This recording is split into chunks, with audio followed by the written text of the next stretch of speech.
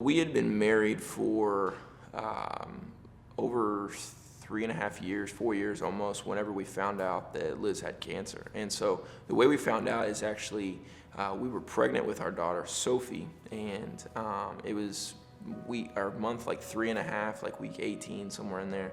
So when we found out she had cancer, it was such a shock. Like, it literally was like, it caught us so off guard that we were like, we were almost in disbelief. Like, that's not possible. Like, not Liz. Anybody but Liz. Maybe me, but not Liz. And so.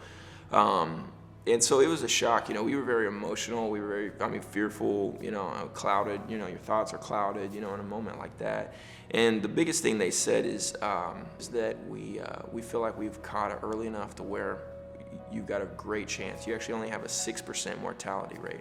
And so she was just stage 2. It was cervical cancer. And so they said, we can go in right now we can do a total hysterectomy, and we can get all of it, and you've got a great chance. You're young, you've got a good body, you'll be fine.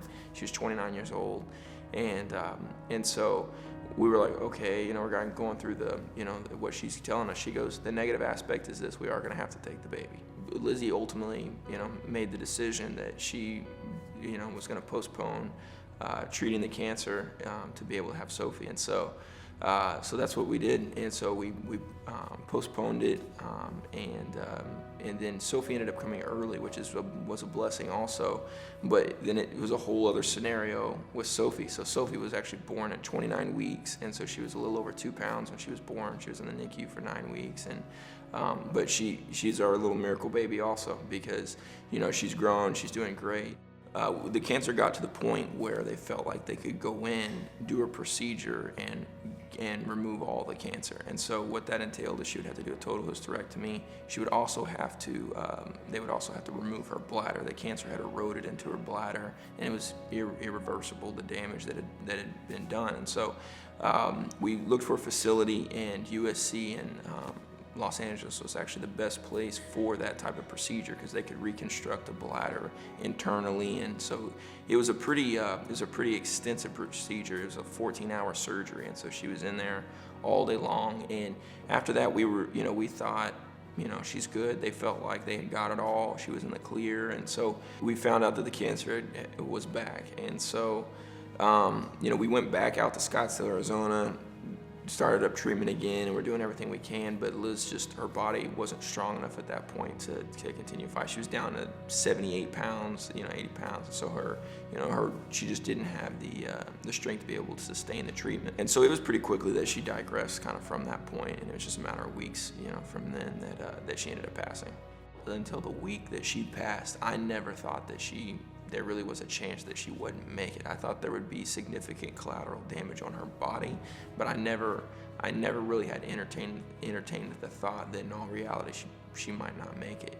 And Lizzie made that decision, and I was so proud of her, but it was tough. But I'll tell you, the thing that has really made it all feel right is, even after Lizzie has passed, I still feel like it was the right decision. And it's tough to say that, in a sense, if you think about it, but when I look at Sophie and I see the life that's in her, and I see the gift that she is to the world and to me, and who she's going to become, it's you feel right about the decision. And I know Lizzie wouldn't go back on it. Even knowing the rest of the script, she would not have changed it.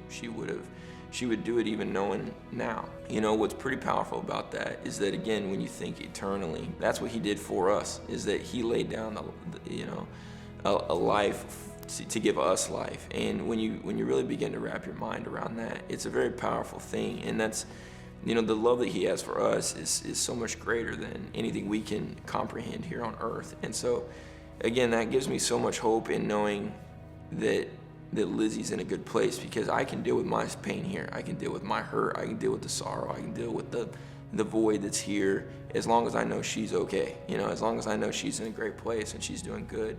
Yeah, and so throughout, everything that has happened since the event, one of the things was that we heard Mint was making these t-shirts, and the t-shirt said "Run Free, Smile Strong, Lizzie Strong," and I loved that so much just because it encapsulated Lizzie. Like that was the attitude that she had about life. People are great, sometimes in life you get jaded about people, and you almost lose hope in humanity sometimes when the older you get a little bit and the more you learn about life in our world. But then, events like this happen, and your hope in humanity is just restored, because you're like, man, there are so many good people out there, and I feel like God used, Mint and the people at Mint, and not just with us, in hearing the stories of other people that, have been impacted by that group of people and how they're active in the community, it's been pretty awesome.